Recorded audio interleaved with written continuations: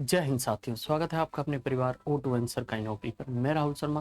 प्यारे साथियों, आज से हम जो नई एक सीरीज चालू कर रहे हैं वो है सुपर 30। सुपर 30 में स्टैटिक जीके के मोस्ट इंपोर्टेंट क्वेश्चन आप सभी को देखने को मिलेंगे और उन क्वेश्चनों के बारे में हम विस्तार से बात करेंगे। तो आज से हमारी जो ये नई क्लास है सुपर 30 की हम शुरुआत करें स्टैटिक जीके में। आइए शुरू करते हैं।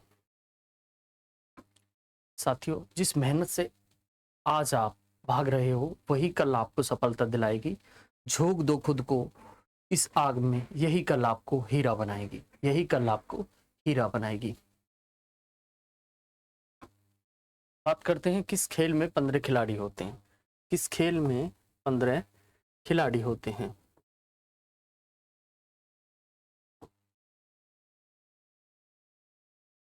तो साथियों, पहला जो क्वेश्चन है आपके सामने कि किस खेल में 15 खिलाड़ी होते हैं।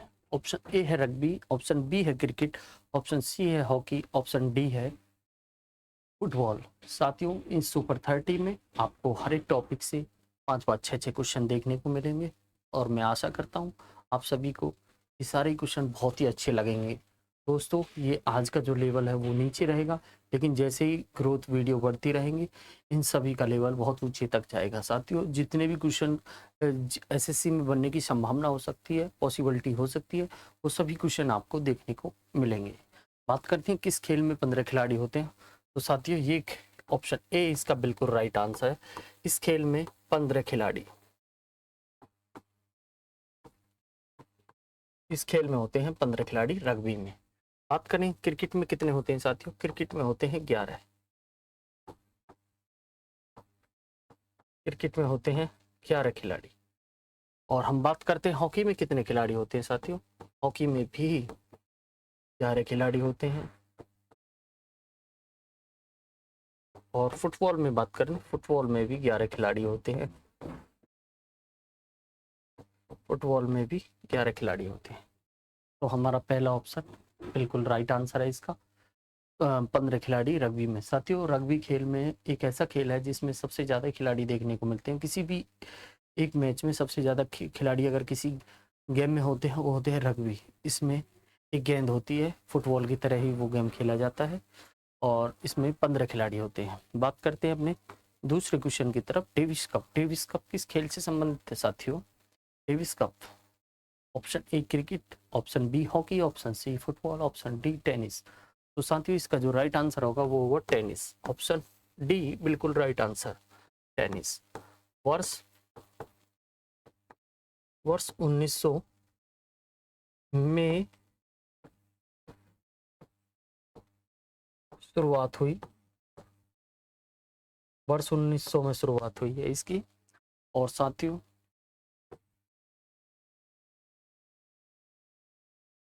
टेनिस का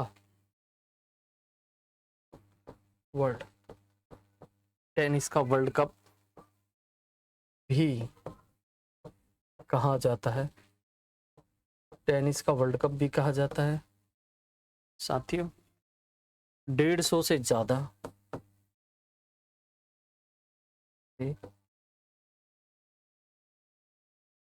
150 से ही ज्यादा देश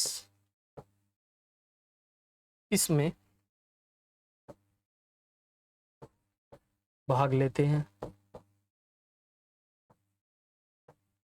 इसमें भाग लेते हैं और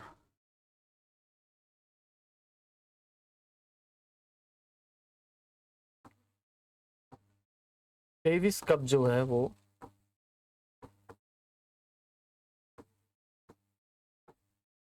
पुरुष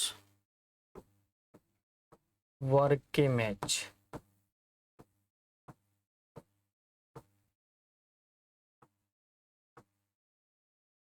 पुरुष वर्ग के इसमें मैच होते हैं। 150 से ज्यादा देश भी इसमें भाग लेते हैं और इसे इसे डेविस कप को जो है टेनिस का वर्ल्ड कप भी कहते हैं साथियों। वर्ष 1900 में इसकी शुरुआत हुई है। डेविस कप को पुरुष वर्ग के मैच खेले जाते हैं। इसमें जो है वो है पुरुष वर्ग के मैच खेले जाते हैं। और साथियों, टेनिस इसमें जो है टेनिस में ये दुनिया का सबसे बड़ा जो कप है वो है डेविस कप। Davis cup. अपने तीसरे क्वेश्चन की तरफ चलते हैं। ईरानी ट्रॉफी किस खेल से संबंधित है? साथियों, ईरानी ट्रॉफी किस खेल से संबंधित है? ईरानी ट्रॉफी, ईरानी ट्रॉफी साथियों किस खेल से संबंधित है? वो है साथियों ऑप्शन बी, क्रिकेट से संबंधित है। किससे संबंधित है? क्रिकेट से। क्रिकेट से ये संबंधित है। ईरानी ट्रॉफी जो है वो है क्रिकेट से संबंधित। कई बार एग्जाम में पूछा जाता है, डायरेक्ट क्वेश्चन आता है कि ईरानी ट्रॉफी किससे संबंधित है, तो ये आपके क्रिकेट से संबंधित है। साथियों, ये जो ईरानी ट्रॉफी है ये कब खेली जाती है? जो कब खेली जाती है, ये रणजी ट्रॉफी की जो फाइनल होती है, रणजी ट्रॉफी विजेता टीम, रणजी ट्रॉफी विजेता टीम और शेष भारत, शेष भारत के मध्य इस ट्रॉफी का आयोजन,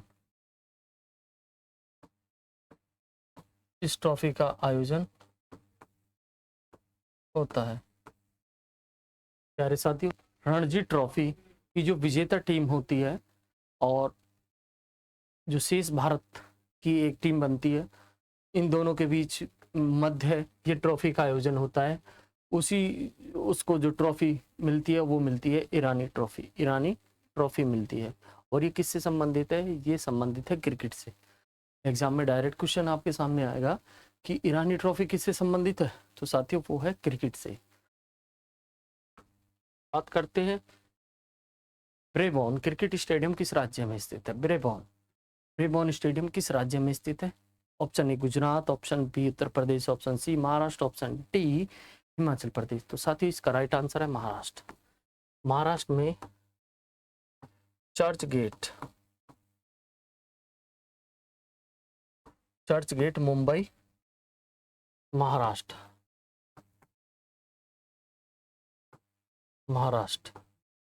चर्च गेट मुंबई महाराष्ट्र में ये स्थित है। और इसकी जो बैठने की जो क्षमता है इसमें साथियों 25,000 इसमें जो सीट है वो इसमें बैठने की व्यवस्था है दर्शकों की। और ये मुंबई के चर्च गेट, मुंबई में एक स्थान है चर्च गेट, वहां पर ये स्थित है। बात करते हैं संतोष ट्रॉफी किस खेल से संबंधित है? संतोष ट्रॉफी किस खेल से संबंधित है? तो संतोष ट्रॉफी साथियों ऑप्शन बी बिल्कुल राइट आंसर है। संतोष ट्रॉफी फुटबॉल से संबंधित है। किससे संबंधित है? फुटबॉल से संबंधित है। फुटबॉल में कितने खिलाड़ी होते हैं साथियों? 11 खिलाड़ी होते हैं। अपने अगले क्वेश्चन की तरफ चलते हैं। हमारा अगला क्वेश्चन है सैयद मुश्ताक अली ट्रॉफी किस खेल से संबंधित है? सैयद मुश्ताक अली ट्रॉफी किस खेल से संबंधित है? एग्जाम में डायरेक्ट क्वेश्चन आते हैं। तो साथियों इसका जो राइट आंसर है वो ऑप्शन बी बिल्कुल राइट आंसर है इसका। ये क्रिकेट से संबंधित है। किससे संबंधित है? क्रिकेट से संबंधित है। और ये कौन सा प्रारूप है? T20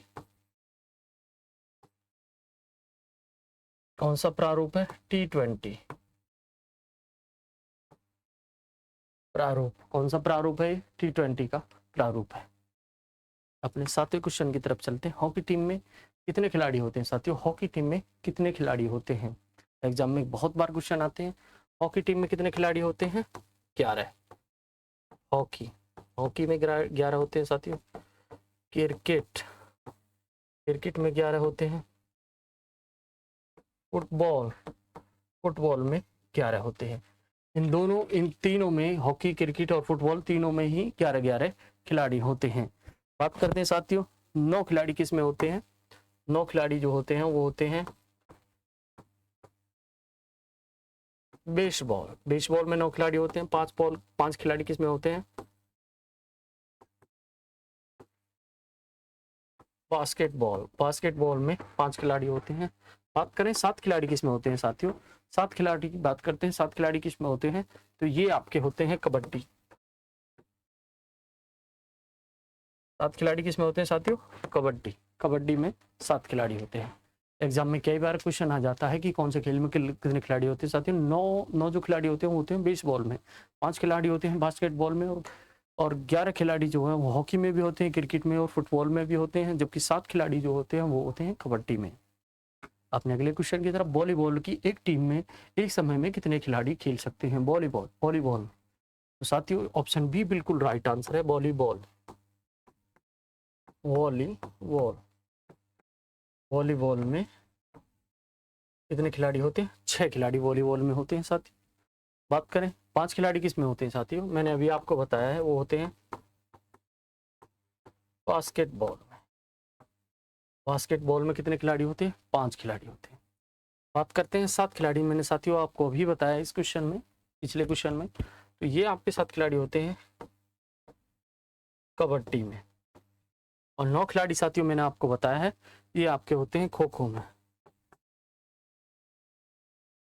खो खो बोल लो या बेसबॉल बोल लो, बेसबॉल, इन दोनों में ही 9 खिलाड़ी होते हैं। बात करते हैं उत्तर भारत के मंदिर की वास्तुकला की लोकप्रिय शैली कौन सी है? उत्तर भारत। उत्तर भारत की बात करते हैं साथियों। उत्तर भारत की बात करते हैं।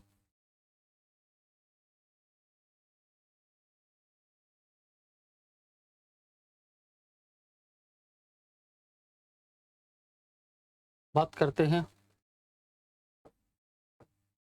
पूर्व, पश्चिम, उत्तर और दक्षिण। उत्तर और दक्षिण भारत का एक छोटा सा मैप साथियों मैंने बनाया है।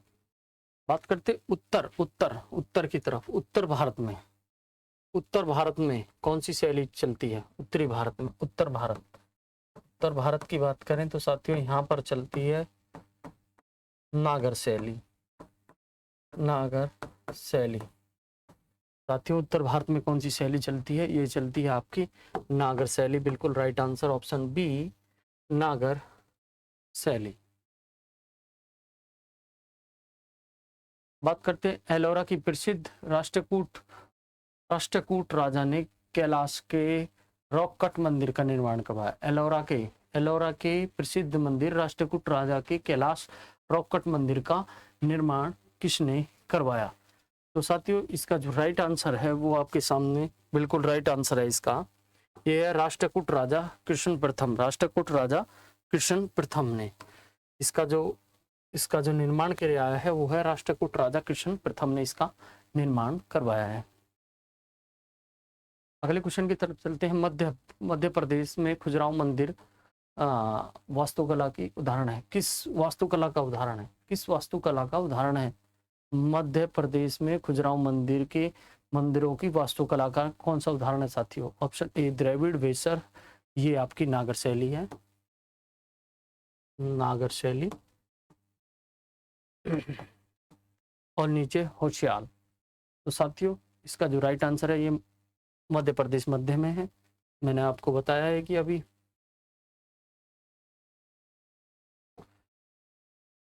मध्य में, तो यहाँ पर कौन सी चलेगी? नागर शैली। कौन सी शैली चलेगी? नागर शैली। बात करें इसी तरह दक्षिण की, तो दक्षिण में आपकी चलती है साथियों, दक्षिण में कई बार एग्जाम में आ जाता है द्रविड़ शैली। दक्षिण में कौन सी शैली चलती है? वो चलती है द्रविड़ शैली। साथियों नागर शैली की एक विशेषता है कि ये चतुष्कोणीय ये जो मंदिरों का निर्माण कराते हैं, चतुष्कोणीय, ये जो मंदिरों का जो डिजाइन है वो चतुष्कोणीय होगा। और इनकी हम बात करें द्रविड़ शैली में जो मंदिरों का निर्माण होगा वो बहुमंजिलीय मंदिरों का निर्माण जो है वो द्रविड़ शैली में। आप देखते हो कि बहुत ऊंचे ऊंचे भवनों का जो निर्माण होता है, कई फ्लोर होते हैं मंदिरों के। दक्षिण भारत के आपने बहुत सारे मंदिरों के अभी मैंने एक क्लास ली है, आपने नहीं देखी तो एक बार जाकर उसे वॉच करें। तो द्रविड़ शैली में जो स्टेप बाय स्टेप मंदिरों के ऊपर जो मंदिर का निर्माण जो करा जाता है वो द्रविड़ शैली में होता है। बात करते हैं मुक्तेश्वर मंदिर 10वीं शताब्दी में हिंदू मंदिर जो शिव को समर्पित है, वो स्थित कहाँ पर है? वो कहाँ पर स्थित है साथियों?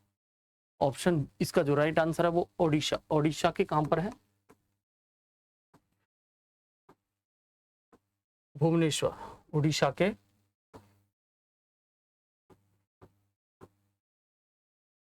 उड़ीसा में भुवनेश्वर में ये मुक्तेश्वर मंदिर हिंदू मंदिर है साथियों, शिव को समर्पित है, हिंदू मंदिर है और शिव को समर्पित है।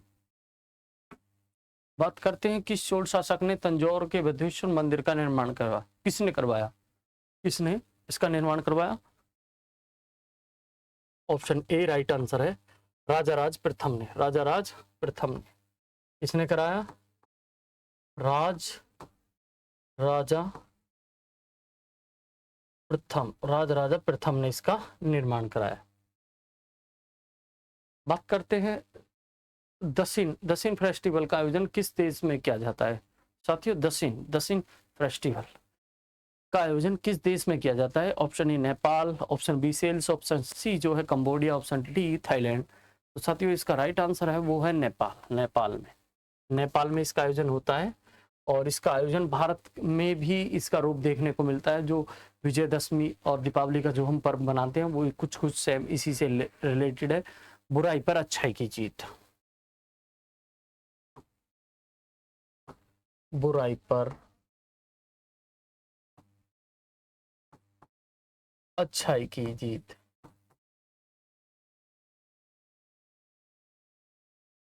इसका जो एक सिंबल है वो है बुराई पर अच्छाई की जीत। बात करें साथियों नेपाल में 5 दिन का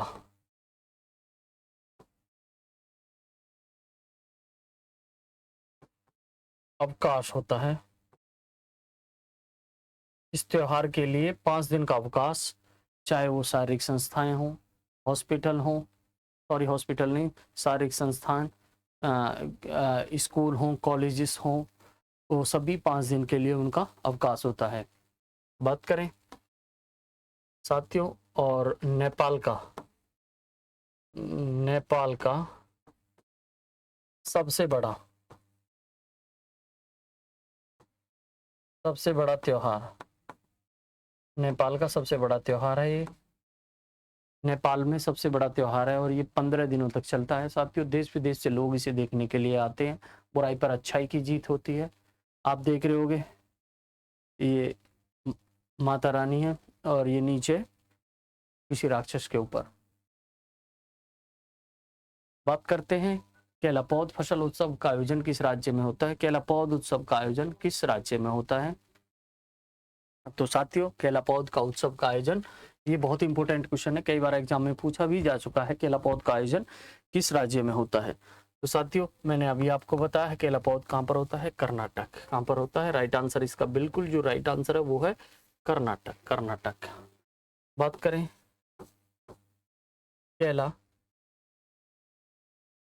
केलापौध की बात करते हैं साथियों। केला का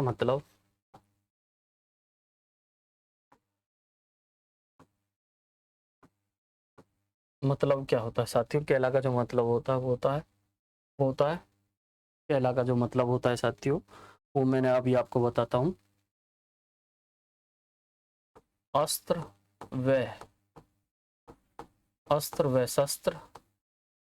और शस्त्र। और पौध का मतलब होता है, पौध का जो मतलब होता है साथियों वो होता है त्योहार। पौध का जो मतलब होता है वो होता है त्योहार। अस्त्र और शस्त्र, पौध का मतलब होता है त्योहार। केल पौध कहाँ पर बनाया जाता है? ये बनाया जाता है कर्नाटक में। और मैंने आपको बताया केला का जो मतलब होता है अस्त्र और शस्त्र, हथियारों और फसल का त्योहार। आप इसे ऐसे भी बोल सकते हैं, हथियारों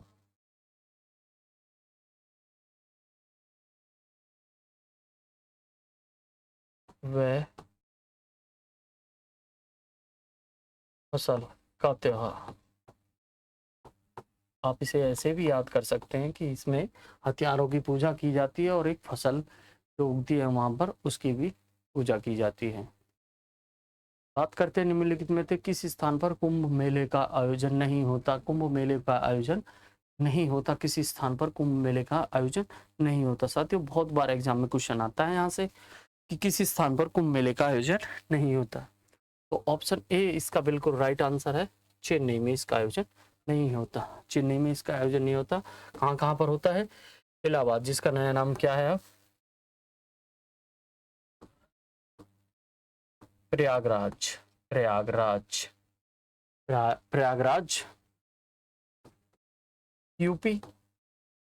उज्जैन, प्रयागराज यूपी। बात करते हैं उज्जैन की। तो साथियों उज्जैन जो है वो कहाँ पर है? उज्जैन है एमपी में।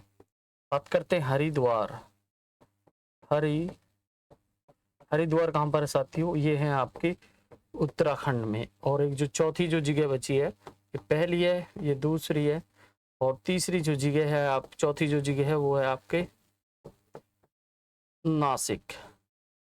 कहाँ पर है साथियों? नासिक, नासिक महाराष्ट्र। ये चार स्थान है जहाँ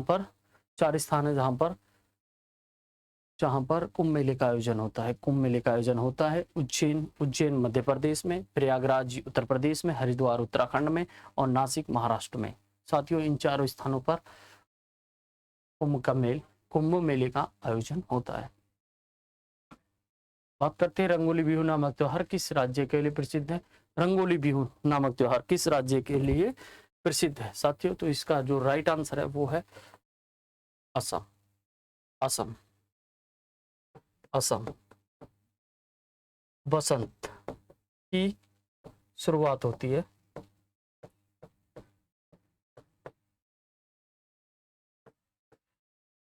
बसंत ऋतु की शुरुआत होती है, तब से जो है ये त्योहार बनाया जाता है। रंगोली बिहू नामक त्योहार जो आपके असम में बनाया जाता है।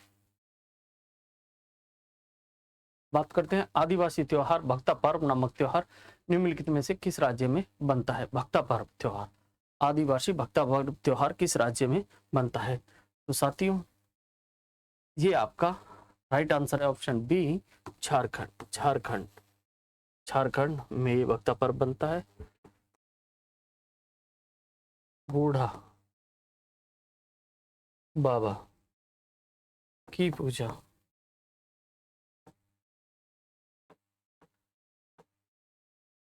बूढ़े बाबा की पूजा की जाती है इस त्योहार में। इस त्योहार में जो है आपके बूढ़े बाबा की पूजा की जाती है और लोग उपवास भी रखते हैं। लोग जो है इस त्योहार को उपवास भी रखते हैं।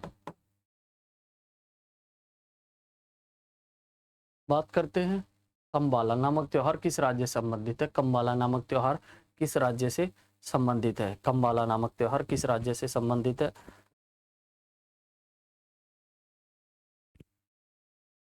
साथियों? तो ये इसका जो राइट आंसर है option A Paschim Bengal, option B Punjab, option C Karnataka, option D Uttar Pradesh. तो प्यारे साथियों इसका जो राइट आंसर है वो है ऑप्शन सी। ऑप्शन सी इसका बिल्कुल राइट आंसर है, कर्नाटक। कम्बाला कहां पर होगा? कम्बाला कैसे कर्नाटक, कैसे कम्बाला कैसे कर्नाटक। तो साथियों कम्बाला, इसकी बात करें धान,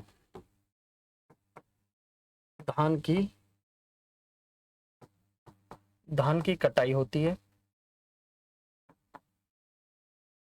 धान की कटाई के समय ये त्योहार जो बनाया जाता है कर्नाटक, और इसमें भैंस की दौड़ होती है, भैंस की दौड़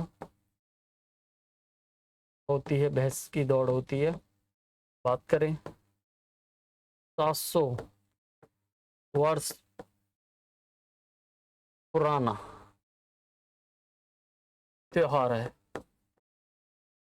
700 वर्ष पुराना ये त्योहार है।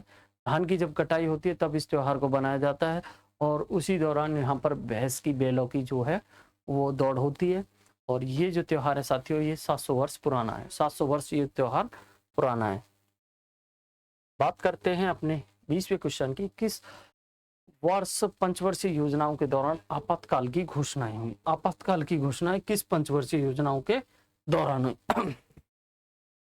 तो साथियों किस वर्ष के दौरान ये आपकी पंचवर्षीय योजनाओं के दौरान कौन सी पंचवर्षीय योजना थी? पांचवी पंचवर्षीय योजना। कौन सी पंचवर्षीय योजना थी? पांचवी पंचवर्षीय योजना। योजनाओं के बारे में बात करें साथियों, 1951 से वर्ष 1956 तक कौन सी पंचवर्षीय योजना थी? पहली। कौन सी थी? पहली। वर्ष 1956 से वर्ष 1961 तक कौन सी थी साथियों? दूसरी। दूसरी पंचवर्षीय योजना चली। वर्ष 1961 से वर्ष 1966 तक कौन सी चली? तीसरी योजना। तीसरी योजना चली। बात करते हैं 1966 से 1969 तक 3 वर्ष का कौन सा था साथियों? योजना अवकाश। योजना अवकाश। योजना अवकाश था।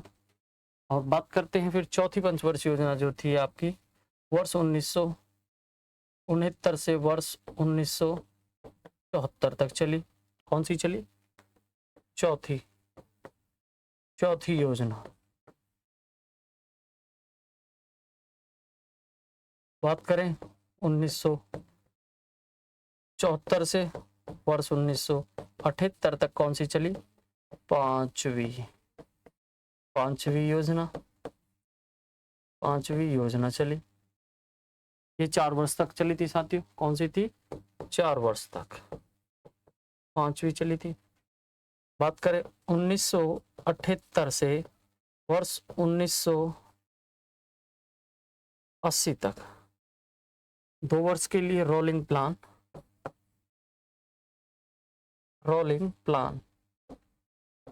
प्लान चला। बात करें फिर 1980 से 1985 तक छठी योजना। और बात करें 7वीं पंचवर्षीय योजना की तो वो थी आपकी साथियों 7वीं जो पंचवर्षीय योजना है वो आपकी वर्ष 1985 से वर्ष 1990 तक 7वीं योजना चली। और 8वीं जो योजना थी वो आपकी 1990 से 1992 2 वर्ष की वार्षिक योजना चली। इस बीच वार्षिक योजना वर्ष 1990 से 1992 वर्ष 1992 से वर्ष 2000 1997 वर्ष 1992 वर्ष 1992 से वर्ष 1997 में 8वीं योजना चली। वर्ष 1997 से 2002 तक 9वीं योजना चली। और बात करें वर्ष 2002 से 2007 तक 10वीं योजना चली। बात करें वर्ष 2007 से 2012 तक 11वीं पंचवर्षीय योजना चली। और वर्ष 2012 से 2017 तक 12वीं। हमारे देश में कुल 12 पंचवर्षीय योजनाएं आपको देखने को मिलेंगी साथियों। मैंने अभी आपको बताया। तो इसमें जो थी वो कौन सी पंचवर्षीय योजना थी? पंचवर्षीय योजना थी ऑप्शन ए 5वीं पंचवर्षीय योजना। 5वीं पंचवर्षीय योजना का जो कार्यकाल था 1974 से 1978। 1974 से 1978। बात करते हैं गरीबी हटाओ का नारा कौन सी पंचवर्षीय योजना में दिया गया साथियों? ये भी ऑप्शन बी राइट आंसर है। ये वर्ष 1974 से वर्ष 1978 तक चली 5वीं पंचवर्षीय योजना। 5वीं योजना।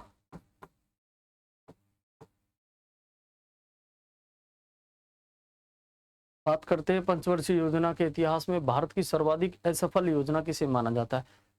सबसे असफल योजना किसे माना जाता है साथियों? तो चौथी है, पांचवी है, तृतीय है या द्वितीय है पंचवर्षीय योजना? तो इसका जो राइट आंसर है साथियों वो है तृतीय पंचवर्षीय योजना। तृतीय पंचवर्षीय योजना का जो कार्यकाल है वो आपके सामने है साथियों, 1961 से लेकर वर्ष 1961 से वर्ष 1966 तक। वर्ष 1961 से वर्ष 1966 तक।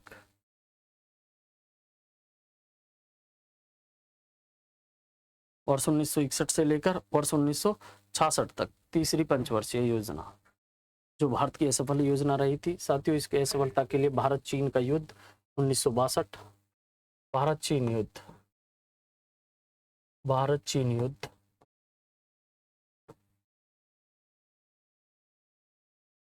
1962, भारत पाकिस्तान युद्ध,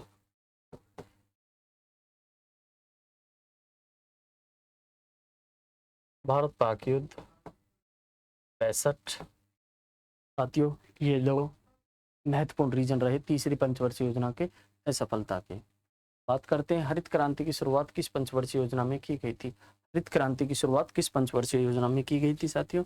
ये आपकी तृतीय पंचवर्षीय योजना में। किस में की गई थी? ऑप्शन डी बिल्कुल राइट आंसर है, तीसरी पंचवर्षीय योजना। तीसरी पंचवर्षीय योजना का जो कार्यकाल है वो है वर्ष 1961 से वर्ष 1966 तक।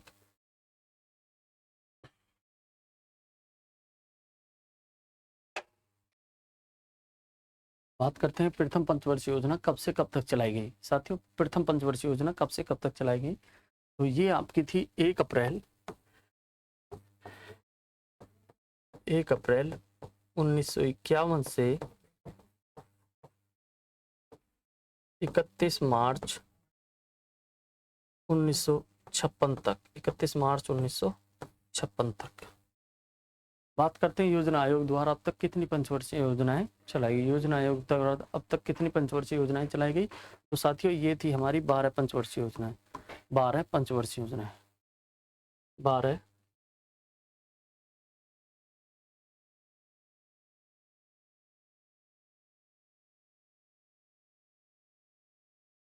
12 पंचवर्षीय योजनाएं। बात करते हैं कृषि का विकास किस पंचवर्षीय योजना का आदर्श? कृषि का विकास पर जोर कौन सी पंचवर्षीय योजना में दिया गया? तो वो था साथियों प्रथम पंचवर्षीय योजना। पहली पंचवर्षीय योजना वर्ष 1951 से वर्ष 1956 तक चली। ये पंचवर्षीय योजना पहली जो प्रथम पंचवर्षीय योजना थी पंडित जवाहरलाल नेहरू।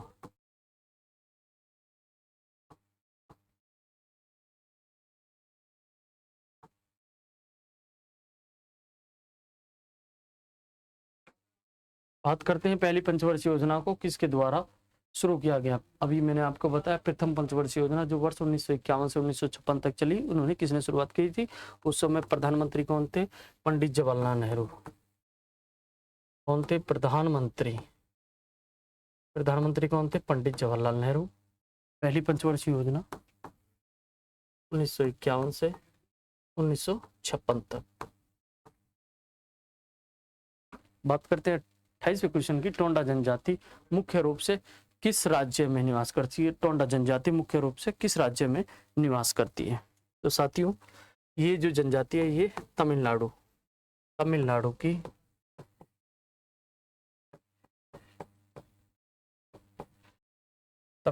की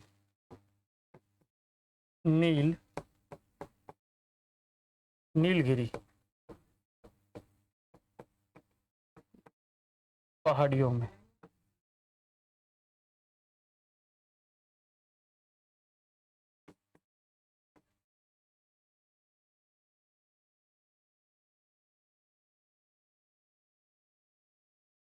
निवास करती है। और साथियों ये जो है ये पशु पालन व दूध बांस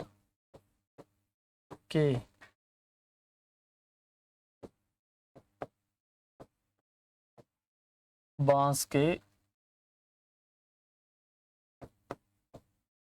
औजार आदि से अपना जीवन चलाते हैं। साथियों, तमिलनाडु की नीलगिरी की जो पहाड़ियाँ हैं वहाँ पर ये निवास करते हैं और पशुपालन करते हैं, उनका दूध निकालते हैं और बाँस से बनी हुई वस्तुओं का ये उपयोग करते हैं और उन्हें सेल करते हैं। बात करते हैं 29वीं क्वेश्चन की, संथाला किस राज्य की प्रमुख जाति है? साथियों, संथाला किस राज्य की प्रमुख जनजाति है? तो ये है आपकी संथाला। साथियों, संथाला जनजाति कहाँ की है? ये है आपकी वेस्ट बंगाल, पश्चिम बंगाल की जनजाति है। निशी जनजाति किस राज्य से संबंधित है? साथियों, निशी जनजाति किस राज्य से संबंधित है? साथियों, इसका जो राइट आंसर है वो है ऑप्शन ए, अरुणाचल प्रदेश। अरुणाचल प्रदेश में कौन सी जनजाति है? निशी जनजाति। निशी जनजाति।